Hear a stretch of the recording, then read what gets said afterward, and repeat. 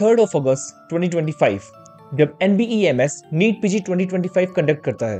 ये exam 301 cities में 1052 centres में ऑनलाइन मोड से कंडक्ट होता है, जिसमें 2,42,000 कैंडिडेट्स पार्टिसिपेट करते हैं। हमारे पास काफी सारी क्वेरीज आ चुकी है कि NEET PG 2025 supreme court transparency case आखिर है क्या। तो आज हम डिटेल में इसी को समझने की कोशिश करेंगे, तो ये वीडियो एंड तक देखिएगा, जिससे आपको ये पता चल सके कि इस सुप्रीम कोर्ट केस के क्या मायने हैं और काउंसलिंग कब स्टार्ट हो सकती है।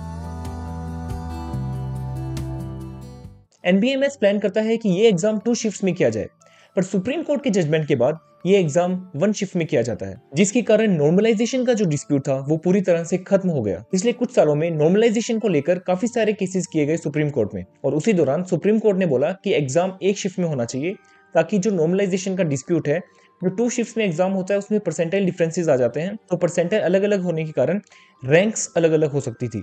इस कारण एक ही शिफ्ट में एग्जाम किया गया। 19 अगस्त 2025 जब NBEMS अपनी साइट पर रिजल्ट पब्लिश करता है, उसी के 2 दिन बाद 21 अगस्त 2025 में NBEMS एक नोटिस जारी करता है, जिसमें कहा जाता है कि हम क्वेश्चन पेपर, आंसर की सब कुछ रिलीज करेंगे ताकि एक ट्रांसपेरेंसी मेंटेन की जा सके।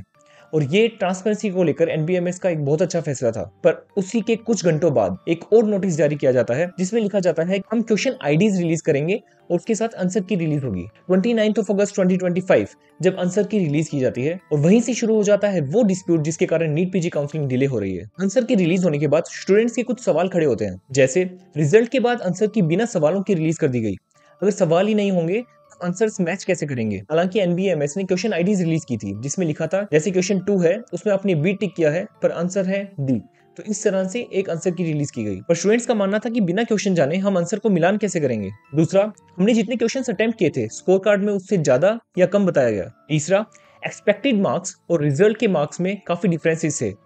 कुछ स्टूडेंट्स ने तो दावा किया कि हमारे मार्क्स में 150 to 200 मार्क्स के डिफरेंसेस हैं, और ज्यादातर स्टूडेंट्स एक्सपेक्टेड मार्क्स देखते हैं जो कोचिंग इंस्टीट्यूट्स हैं वो अपना रिव्यू जो निकालते हैं आफ्टर एग्जाम उनको देखकर, और इसका डाटा निकाला जाता है। काफी सारे कोचिंग इंस्टीट्यूट्स जो स्टूडेंट्स एग्जाम देकर आए हैं उनसे क्वेश्चंस पूछते हैं, और उसके मुताबिक एक रफ क्वेश्चन पेपर बना लिया जाता है, जिससे सभी स्टूडेंट्स अपना क्वेश्चन देखकर आंसर चेक करते हैं। हालांकि इस पॉइंट को भी कोर्ट में प्रूव करना थोड़ा मुश्किल है। चौथी चीज जो स्टूडेंट्स ने बताई कि एग्जाम के दौरान कंप्यूटर सिस्टम अच्छे से काम नहीं कर रहा था। पांचवी चीज, जब 4 ऑप्शंस में एक ऑप्शन टिक करने के बाद स्टूडेंट्स ने उसको चेंज करना चाहा तो वो चेंज नहीं हो पाया, और सेम आंसर स्लो होकर सबमिट हो गए। इन्हीं सभी मुद्दों पर काफी सारे स्टूडेंट्स द्वारा पिटीशन फाइल की गई, और इस पे सुप्रीम कोर्ट हियरिंग्स चल रही है।